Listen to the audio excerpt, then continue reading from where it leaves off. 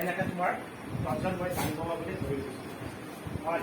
এতিয়া কোনোবা এজন বেলেগ মানুহ যদি বিদ্যালয়ৰ পৰা গণিত বিষয়ৰ অধ্যাপক মোৰ সহপাঠী আলোক দাসক ইয়াতে নিমন্ত্ৰণ জনাইছোঁ। তো তোমালোকক কিছু কথা গণিতৰ ৰসাল কথা কিছুমানে দি তোমালোকক বুজাব চেষ্টা কৰিব আৰু তোমালোকে আমি আশা ৰাখিছোঁ যে এই অনুষ্ঠানটি এই কৰ্মশালাত তোমালোকে ছাৰৰ পৰা অধিক জানিব পাৰিবা আৰু তোমালোকৰ মনত যি প্ৰশ্ন আছে সেইখিনি কথা ক'ব পাৰিবা। টিচাৰ আহিল বা তোমাৰ মই অংগহে মাষ্টৰ যে ধৰ গান বজানা কৰা এজন টিচাৰ আহিল, তেখেতে চালে কি যে ইয়াতে 10জন ছাত্ৰ ছাত্ৰী কিন্তু গান বাজানা মানে ভালকৈ নাজানে। মই মানে তেখেতে দুজনক চিলেক্ট কৰিলোঁ যে এই দুজনে মানে গান গাব পাৰে, বাকীবিলাকে নাজানে। গতিকে বাকীবিলাকে কি বেলেগবিলাকে যেনেকৈ গায় তেখেতে গাই কিন্তু দুজনে মানে গান গাব পাৰে। ঠিক আছে না? তেতিয়াহ'লে মই যিটো কানেকশ্যন কৰিলোঁ 10জনক, তেখেতে যিটো কানেকশ্যন কৰিলোঁ 2জনক, সহমতি হ'বনে? নহয় হৈছে না? সহমতি হ'বনে? সেইটো নহয়। গতিকে কিয় নহয়, তোমাৰ সহমতি হ'বলৈ হ'লে তোমাৰ কি হ'ব লাগিব? সুস্পষ্ট আৰু সুনিৰ্দিষ্ট হ'ব লাগিব। চবৰ কাৰণে একে হ'ব লাগিব। ঠিক আছে না? তুমি যদি ইয়াতে আছা, মই তোমাক ছোৱালী বুলি ক'লোঁ, তুমি যদি দেৱীত হোৱা তোমাক দেৱীত ছোৱালী বুলি ক'ব। তাতে কোনো বস্তু নাই, তাত কৰাৰ কোনো ৰাস্তা নাই। কিন্তু মানে ইয়াতে 6টা বস্তু আছে, 3 দি আমি 6টা তাতে আপেল আছে, মানে গতিকে 3জন ল'ৰাক সমানে ভাগ কৰি দিব লাগিব। গতিকে এজনে কিমান কৰি পাব? 2। তাতে সমানে আমি 3 ভাগ কৰিম, বুজিছেনে? তাতে সমানে 3 ভাগ কৰিম। তাতে 6টা আপেল আছে, সমানে 3 ভাগ কৰিলে প্ৰত্যেকে কিমান কৰি পাব? 2টা কৰি পাব, হয় না? ঠিক আছে না? আচ্ছা ঠিক আছে। আমি এইবিলাক ঘৰবিলাক কেনেকৈ কৰোঁ যে তোমাৰ 3ক 6 দিয়ে 6 3 দিয়ে আমি হৰণ কৰোঁ, কেনেকৈ হয় না? 6 3 দিয়ে হৰণ কৰোঁ। ঠিক সেইদৰে হয়, এইটো ক্ষেত্ৰত তোমাৰ কি হ'ব যে 5দি 0 হৰণ কৰিব লাগে। তাতে 0টা বস্তুৱে আছে, গতিকে তুমি 5টাই দি কৰা 9টাই দি কৰা, গতিকে কি সদায় 0, তাত একো নাই। গতিকে এনেকৈ ভাগ কৰিলে তোমাৰ কি যে মই এনেকৈ 10 ভাগ কৰিলোঁ, তাৰমানে কি তাতে একো নাই, হৈছে না? গতিকে কি সদায় 0। কিন্তু এইটো ক্ষেত্ৰত তোমাৰ কি হ'ব যে তোমাৰ 5ক 0 দিয়ে হৰণ কৰিব লাগে। 5ক 0 দিয়ে হৰণ কৰিব লাগে। যে সেই ৰুমত 5টা বস্তু আছে, কোনোবাই এজন মানুহে গৈ পেলাই বস্তুকেইটাক কৰিব লাগে, হয় মানে। গতিকে কোনো এজন মানুহে যদি সেই ৰুমটোলৈ নাযায়, তেতিয়া তাক ভাগ কৰিব পাৰিবনে? গতিকে ছায়েন্স পঢ়িলেও অংক লাগিব, কমাৰ্চ পঢ়িলেও লাগিব অংক, মেথামেটিক্স পঢ়িলেও আজিকালি অংক লগা হৈছে, আৰু মেডিকেল পঢ়িলেও আজিকালি অংক লাগে।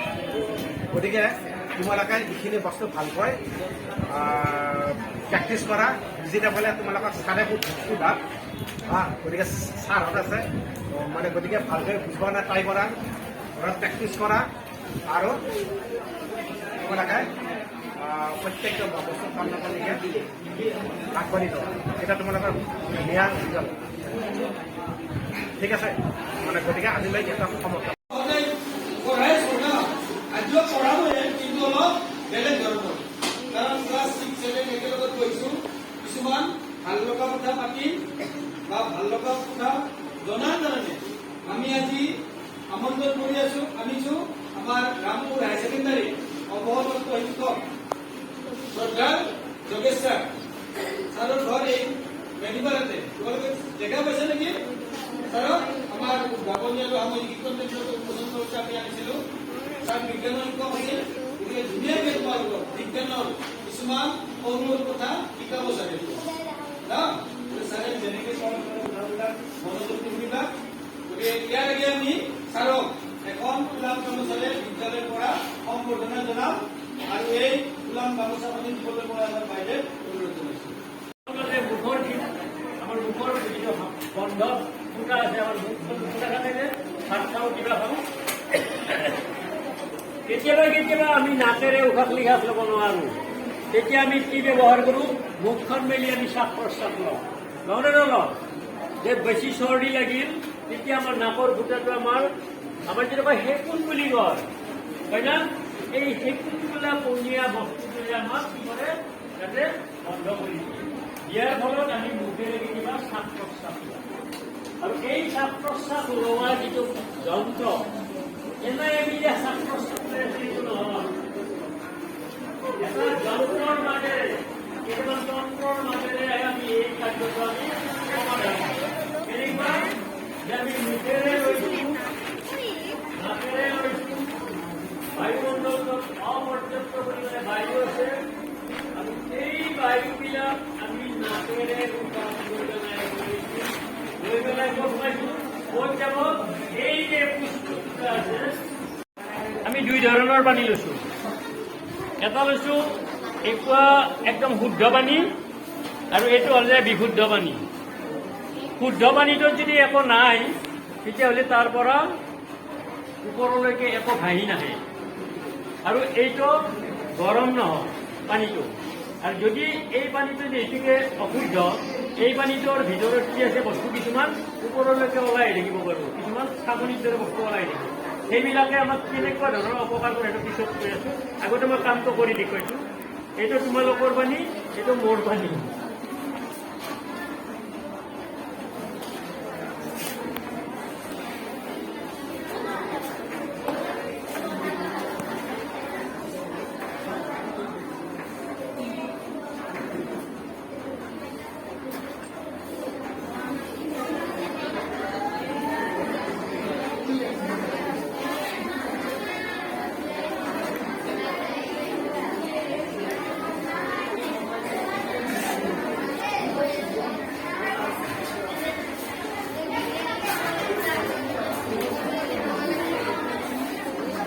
অলপ পিছবে দে অলপ পিছবে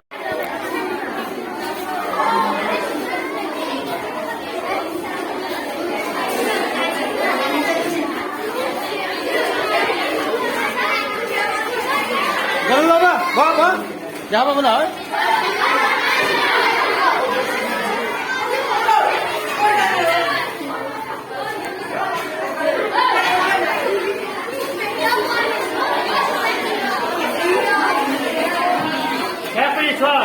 তোমালোকে দেখিছে ইয়াতে যিটো মই ঘৰৰ পৰা আনিছোঁ সেইটো গিলাচৰ পানীৰ লষ্টৰ কাৰণে একো দেখিছানে পানীৰ দৰে হৈ আছে তোমালোকৰ পানীটো কি আছে চাই লোৱা এতিয়া এইবিলাক ওলাই আছে ভিতৰত কি আছে পানীত জমা হৈ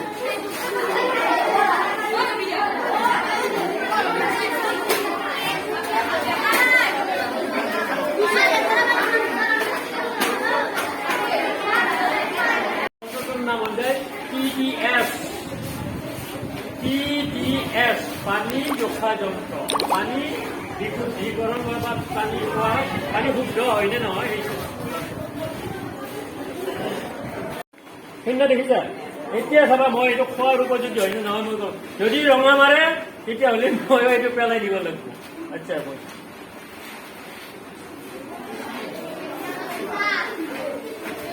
ৰঙা মাৰিছি হা তাৰমানে এতিয়া মই এতিয়া চাম ইয়াতে কিমান নম্বৰলৈকে উঠিছে কিমান মিটাৰ উঠিছে হা মাত্ৰ 24 তাৰমানে এই 24 ppm জোখা এই পানীখিনি অত্যন্ত প্ৰয়োজনীয় অত্যন্ত খোৱাটো এই পানীখিনি কোনো শৰীৰত কোনো অনিষ্ট নকৰে অৰ্থাৎ ইয়াতে অদৰকাৰী ধাতু বা অদৰকাৰী কিছুমান মৌল এই পানীখিনি নাই এই পানীখিনি তুমি অতি সহজে খাব পাৰা তোমালোকে কৈছা নহয় যে মানে এইটো খোৱাৰ কাৰণে উপযোগী হয়নে নহয় এইটো মই দেখুৱাই দিম যদি ৰঙা মাৰে তেতিয়া জানিবা যে পানী খোৱাৰ উপযোগী নহয় যদি ৰঙাটো মাৰে তেতিয়া মই তোমালোকক পানী ইয়াতে জবৰাই দিছোঁ তোমালোকে চাবা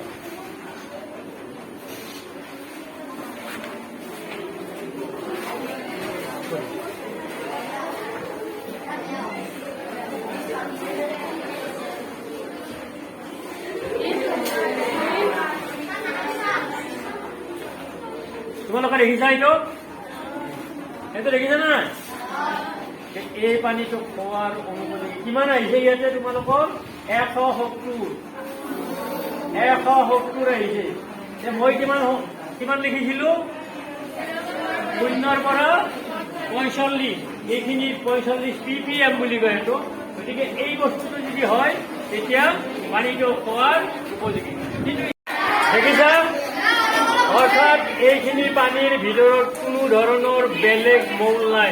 অৰ্থাৎ ইয়াতে কি আছে? অকল H2A আছে। অৰ্থাৎ H2 মানে কি? H2 মানে কি? H2O এটা পানীৰ অণু, দুটা হাইড্ৰজেনৰ পৰমাণু আৰু এটা অক্সিজেনৰ পৰমাণু লগ লাগি এটা পানীৰ অণুৰ সৃষ্টি হয়। গতিকে এই পানীখিনিৰ ভিতৰত একো নাই। এইটো লাৰি চাব, এইটো গৰম নহয়, পানীটো লয় গৰম আছে। আৰু ভিতৰত কি আছে চাই পানীখিনিৰ ভিতৰত কি একদম চাব নোৱাৰি।